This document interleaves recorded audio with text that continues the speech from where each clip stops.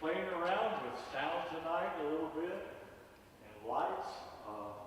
Just making sure you can all hear. You guys look good. Welcome to the first service in the new sanctuary. I am so excited. If you only knew, I feel like you at Christmas time, you ever go home and open your presents, all of them later? You know what I'm talking about? That's how excited I am right now. And the entryway looks absolutely gorgeous. And we got some other things that's going to be happening soon. So just want to welcome you to all that. Enjoy this. And tomorrow we're going to be starting off at 10 o'clock. There's a lot of churches, believe it or not, that are canceling because it's Christmas. And they're taking the Christmas Eve and calling it Christmas Day and not having church tomorrow. I couldn't fathom that. So we're going to be right here at 10 o'clock. There will not be coffee or donuts or anything tomorrow or on New Year's Day. And then there will be on the 8th and the 15th. Annie, do you have any of those pages with you? I'm going to come down to you. I want to make sure before you go home, I'm just going to mention this briefly tonight, because this is what we've been waiting on. Thank you. See how free I can walk around now? Isn't this going to be fun? Mike's up there going, uh-oh, my camera's not going to go all the way around there. But I want you to see. Am I able to walk around, Mike? Can you still see me? Okay, good.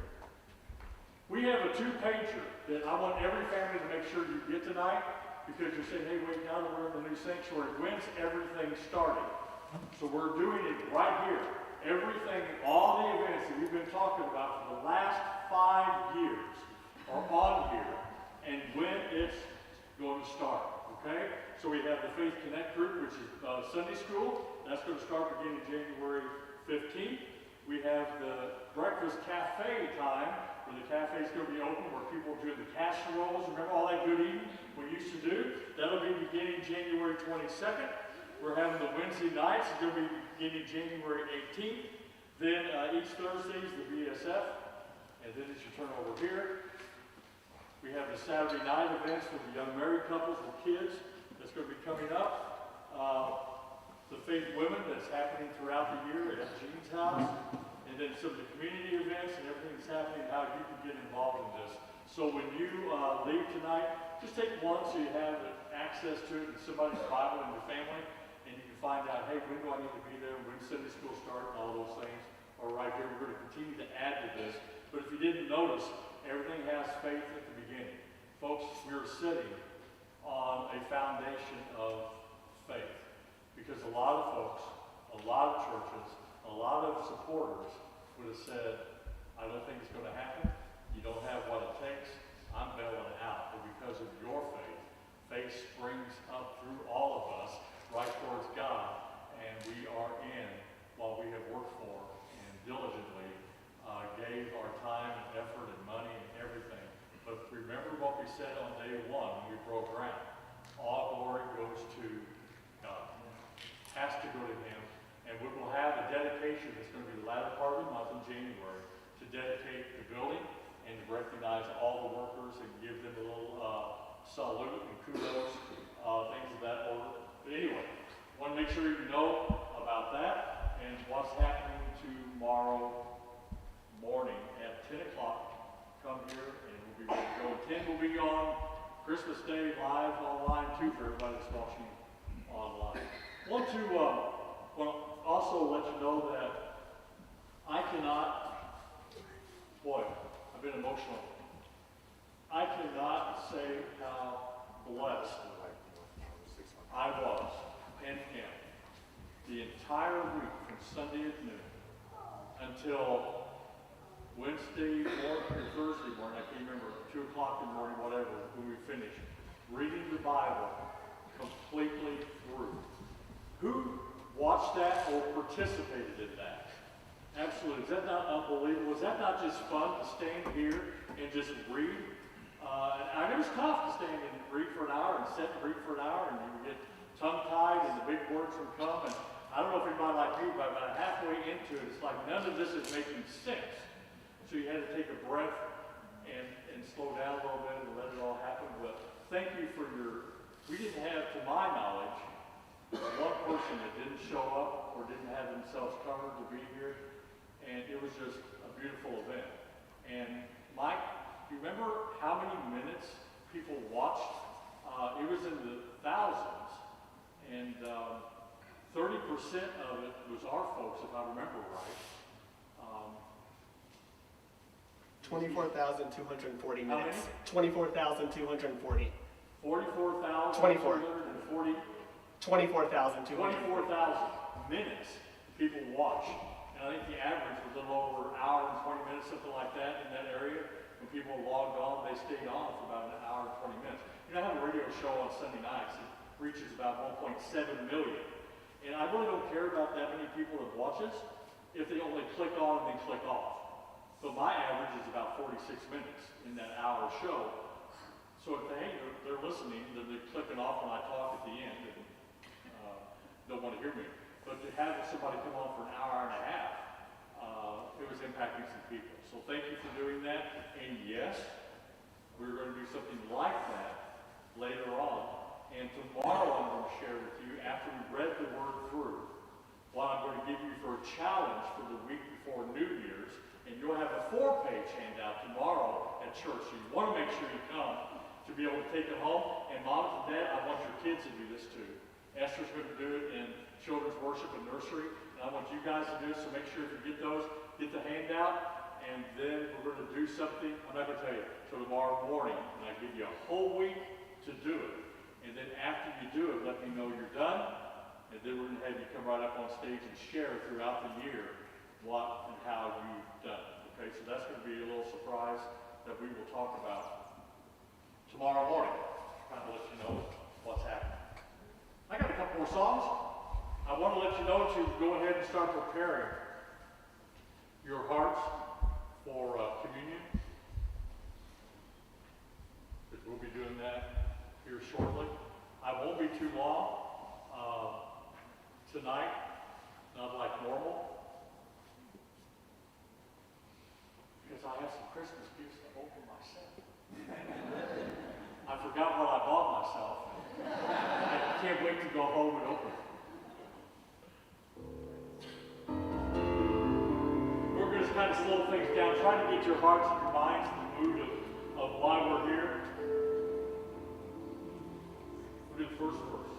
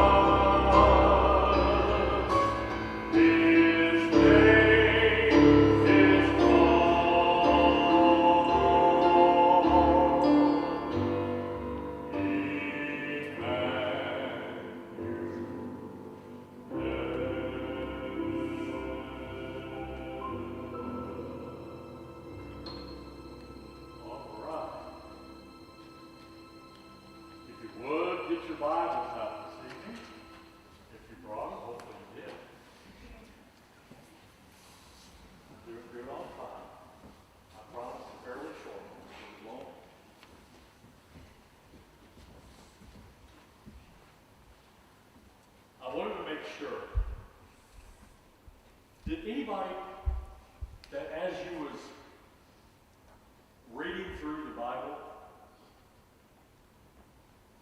and I think we did it a couple times. It's like, oh, that's a verse. And it's like, I've read it through, I don't know how many times. Phil, you probably read it through, dozens of times. We all have. But it just jumps out at you. And there's just a couple of those verses the other night that were just like, man, that is so powerful. And Annie had mentioned, when we started this, she said, I'd really like to come up and, is there any way you can tell me what John, the book of John is going to be? Because I'd really like to go to John. He couldn't figure out how we were going to get to the book of John at the right time, where Annie knew she was going to be the one to get to read some of it. Because that book of John is a different way to talk about the Christmas story that you have heard over and over. It's in John 1:1. And I'm going to show you several, and I'll turn my phone over this way so I can actually see the time.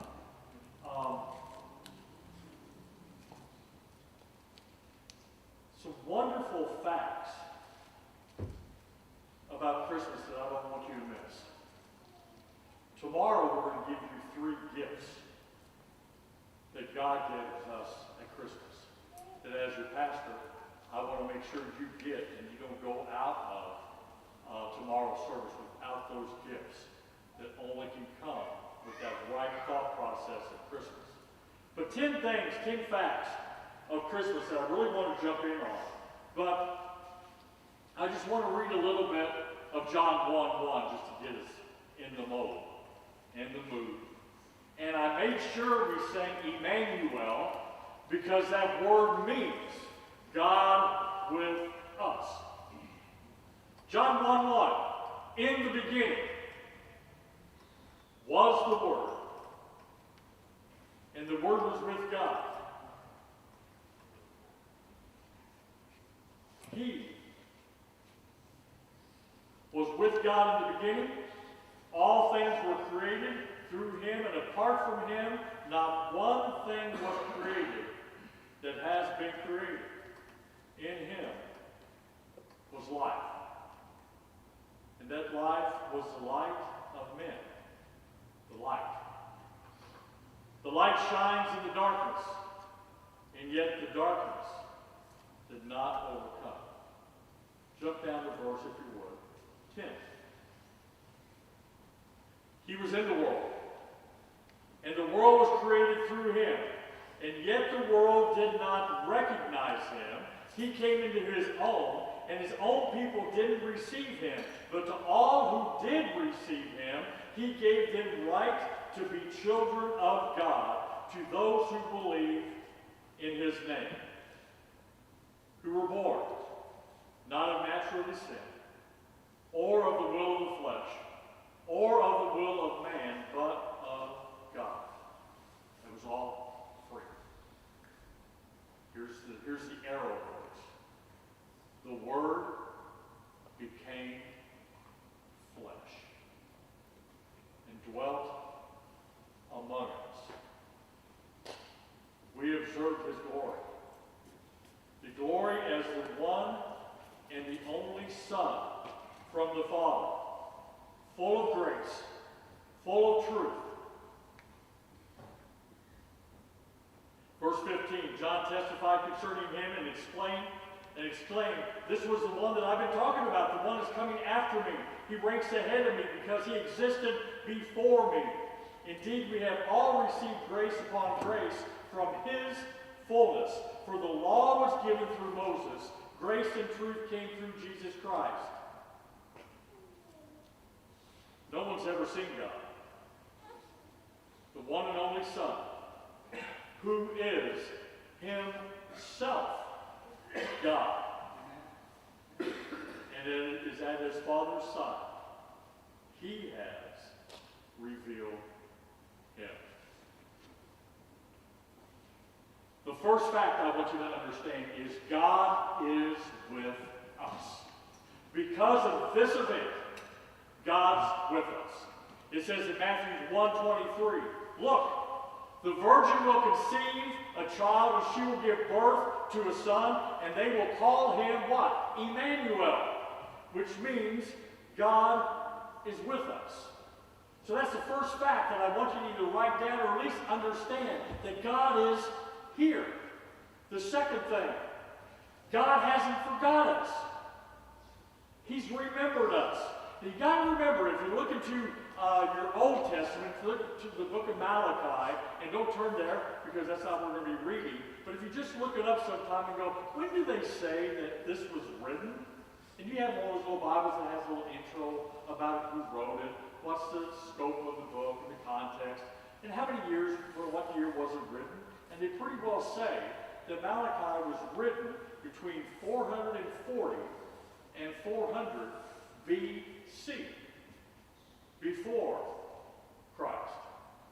That's when Malachi, the last book of our Old Testament, was written. So there was a long phase of darkness, 400 to 450 years of nothing, of silence. And I want to let you know, God hasn't forgotten you. God has a perfect timing. God has a perfect purpose. God has a perfect action and destiny and roadmap, game plan, blueprint just for you. And it didn't matter how many times I stopped my feet and got mad because this thing wasn't done in 6 months or a year, or when they promised us 8 months later or 2 years later, and it took 5 years almost to the date. But God, in His perfect timing, I can sit back and go, now I know why it took 5 years. He wasn't building a building. He was building a people. He was building a church. God is not only with us, God has not forgotten us. In such moments of waiting, it's often tempting to think that God has flat left us out in the cold, that is cold and bitter as it is tonight. Even the songs that are pertaining to Christmas that Mary sang, Luke 1:54. She sings a song that says, He has helped His servant Israel in remembrance of His mercy. Zechariah sings, He has been merciful to His ancestors by remembering His sacred covenant, the covenant that He swore with an oath to His ancestors Abraham. God remembered. When the Bible says God remembers, it doesn't literally mean, oh, by the way, I better not forget. It doesn't mean that kind of remembering. It means that God has fixed His attention on something, and He won't rest until it is accomplished at the exact right hour. God is with us. God has not forgotten us. And 3, God understands. God knows exactly what you've gone through and what you're going through now. It says in Isaiah 53:3 that He was and is a man of sorrows. That when He came as a baby, He experienced the pain, the hurt, the agony, the temptation, the tribulation, all the things that you have gone through and may be going through tonight. God understands. He's there. In Hebrews 4:16, 4:15 and 16, it says, This high priest of ours understands our weaknesses. He has faced all the same things that we do, yet He didn't sin. So let us come boldly to the throne of the gracious God. There we will receive His mercy, and we will find grace to Him to help us when we need it most. 4th thing, I gotta go fast. God is immeasurably and unexpectedly humble. Don't anybody to give big water britches on what has been accomplished out here. Not one of us deserves it. Because he took off his robe. He laid down his crown. He scooted to the end of his throne and stood up when his dad said, "Okay, son, it's time." And went to the lowliest, most filthiest existence that could have been probably known to man at the time. Today, if it happened in Houston, he would probably go to downtown where those homeless people are. When you drive through around 3 o'clock in the morning and you hope and pray your car don't break down because they're just sleeping everywhere. That's the kind of place that Jesus came to. If I was him, I would have come in a Lexus or a Ferrari or at least on a white Stallion. But I want to remind you, we're going to talk about this on New Year's Day, the way he came this time will not be the way he comes next time. It's going to be a whole different world. Let's do a couple more, and I'll finish this up in the morning. We'll make sure you get the good ones. And I'll end with this one.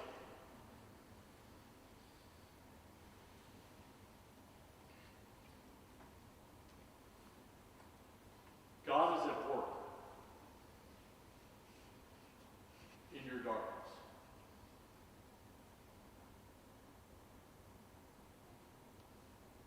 We all have a dark side. We all have those nights. We all have those days. Those stages of ups and downs. Those stages of degrees where it snowballs with depression, with anxiety, with stress. We're talking about this a little bit more tomorrow. But isn't it interesting that in a whole year of stress, what we try to do in 1 week's time or 1 month's time is to write a letter and a little note to every person that we have ever known and stick a stamp on it and call it a Christmas card. And then we decide to start cooking and baking, and you haven't cooked and baked all year long. And then you decide to go out and buy presents for everybody in the world, whether you like them or they like you. And you're up there going down Ross's or wherever you go to buy your presents. I know people buy my presents at the 99-cent store, and that's fine. I like those little gummy bears there, so bring it on. I have no complaints. But you try to do all of that, and then you try to have one event where we get all the family together, and they haven't spoken all year, but come together this 1 hour of the day, and then we wonder why, when you walk in, half of you wouldn't even hardly walk in, because you're so just full of anxiety. We do it to ourselves. God understands our dark places. God understands your stress. Why did Jesus come? Now the easy answer is to save the world from their sins. But let me ask what 1 John tells us. And you tell me then why Jesus came according to 1 John 3:8. And he says, "The reason the Son of God appeared was to destroy the works of the devil." That's the reason he came. To get rid of the darkness. To get rid of the pain and the hurt that he has put on us. And then Isaiah 9, and then we're going to shift over here again. Verse 2. And then I'll finish up tomorrow with the 3 gifts. Isaiah 9:2. "The people walking in darkness have now seen a great light. All those living in the land of deep darkness, a light has finally dawned." That's what Jesus Christ came to do for us. That's some of the facts about what Christmas is all about. Now, as you start preparing your hearts for communion, I do this every year.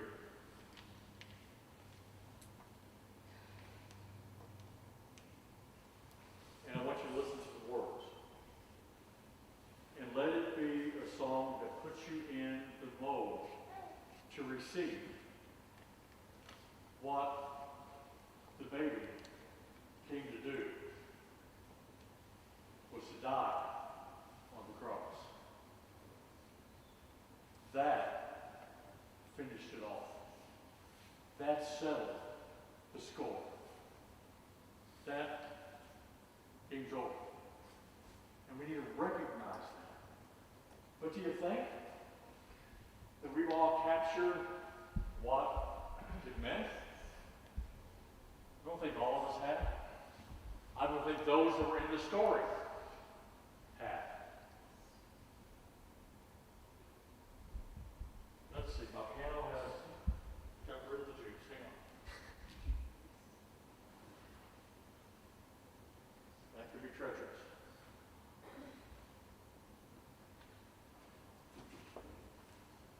Can you hear that? There we go. Thank you.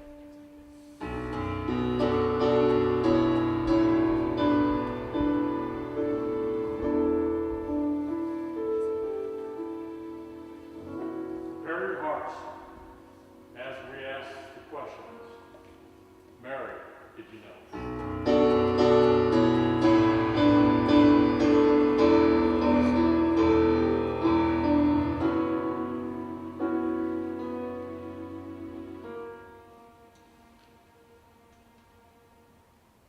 Mary, did you know that your baby boy would one day walk on water? Mary, did you know that your baby boy would save our sons and daughters? Did you know that your baby boy has come to make you new? This child that you deliver will soon deliver you. Mary, did you know that your baby boy gives sight to the blind man?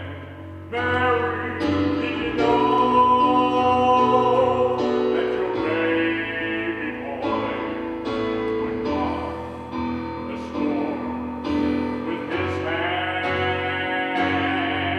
Did you know that your baby boy has walked where angels have trod? And when you kiss your little baby, you've kissed the face of God. Oh, Mary, did you know?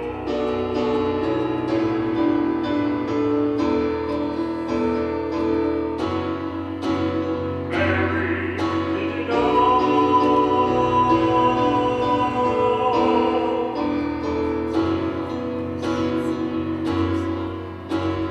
Blind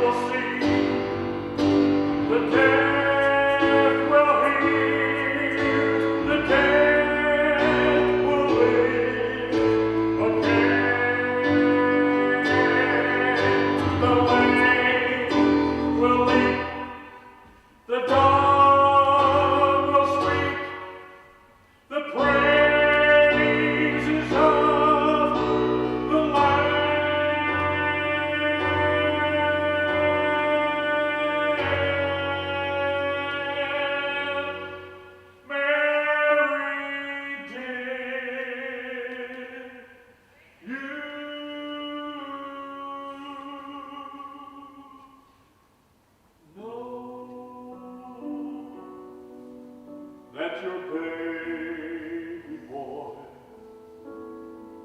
is Lord of all creation. Mary, did you know that your baby boy will one day rule the nation? Did you know that your baby boy is heaven's perfect lamb? And this sleeping child you're holding is the great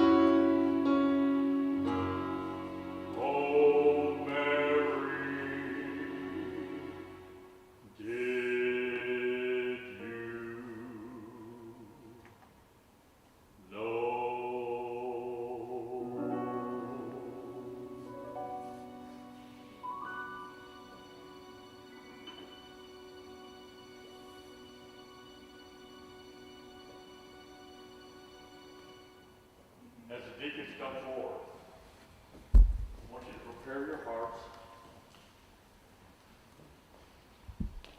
your spirits, of recognizing what this is all about, and acknowledge it. And we want you to make sure when you grab both cups. They're all on top of each other, so you just lift up the one, the bread's underneath, and here's the regular cup. And if you would, just wait, and we'll take it all together. This is Christmas. If you're a born-again believer, you have that belief and faith in Jesus Christ, you're welcome to take this with us. We're not going to sit there going, oh, pass by again. You don't know? No. We've never done that. It's between you and the Lord. And when you recognize that, but when we get to it, everybody's going to pass it around. And we're going to ask Gilbert if you were good to have you back, my friend. I'm glad you're doing better.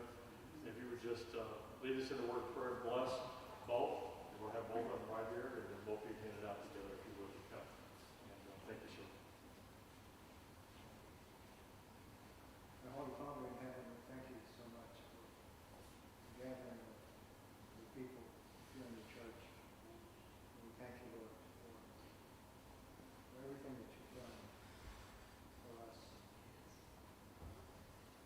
To walk in here and worship you. And it's not anything to do with the building, because we worship you anywhere we go, because you live in our hearts when we say yes to you that one day. Confess our sins to you. And you receive us. And we were saved. So we thank you for that, Lord. We just ask that you would bless this Lord's Supper. We take it in remembrance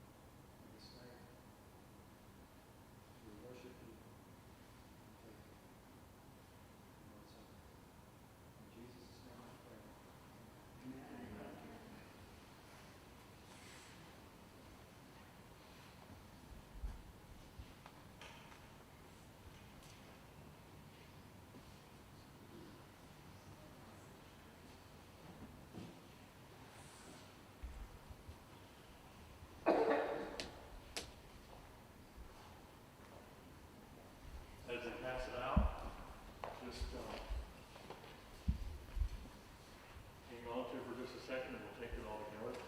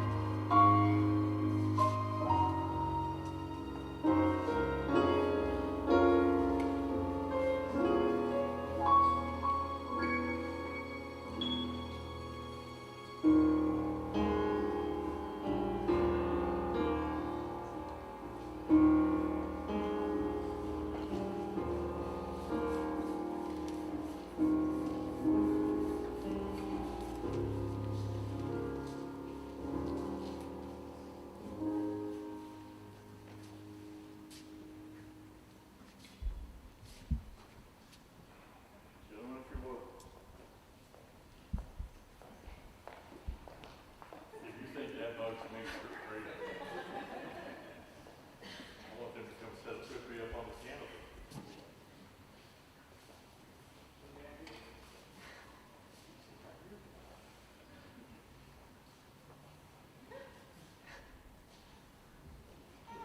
You know, honestly, I think that if Jesus was at the temple, that'll be a good picture of it. If Jesus is at the temple right there, and somebody said, "Oh, Pastor, we need to get that child out of here," he'd say, "Get behind me, Satan. Let the children play." That's what it's all about, because that's why we came. And the innocence of this setting here and looking up gives us an indication of the way we ought to be right now in our own spirit. And it says, you know, that night that Jesus got all of these friends together, that inner circle. And they probably had a dinner. We don't know what they had. We don't know if it was a big dinner, but we know it was something in the upper room. But after that, kind of lounged back, and Jesus started getting serious and he changed gears. He said, you know, the time has come. Just like you're talking about. It's the perfect time. The entire universe and the entire calendar is based on what is fixing to happen in a minute, in a few days. And I want you that are with me to remember this and never take this lightly. And his words to them that night in which he was betrayed, Jesus took the bread. When he given thanks, he broke it. He said, "This is my body which is for you. Do this in remembrance of me."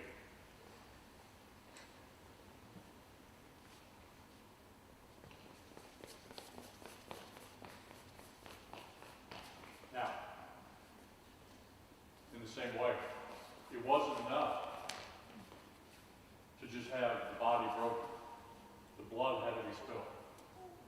In the same manner, Jesus took the cup after supper, saying, "This cup is the new covenant in my blood. Do this as often as you drink it in remembrance of me. For as often as you eat this bread, drink this cup, you proclaim the Lord's death until he comes." If we could, I had to please all rise and sing this little chorus with me that I just played a while ago as we dismissed. Hang on to the cups, and we'll have the deacons at the back door, and they will collect those for you on your way out. You know this chorus. Oh,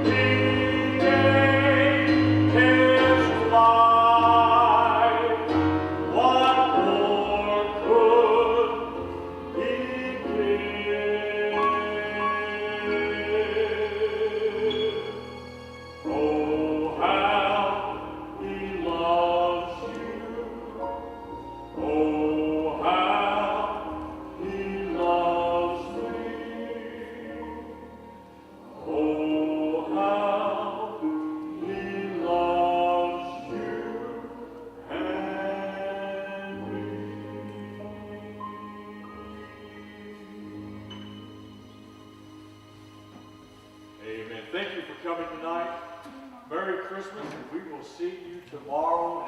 Enjoy your family if you would. God bless you.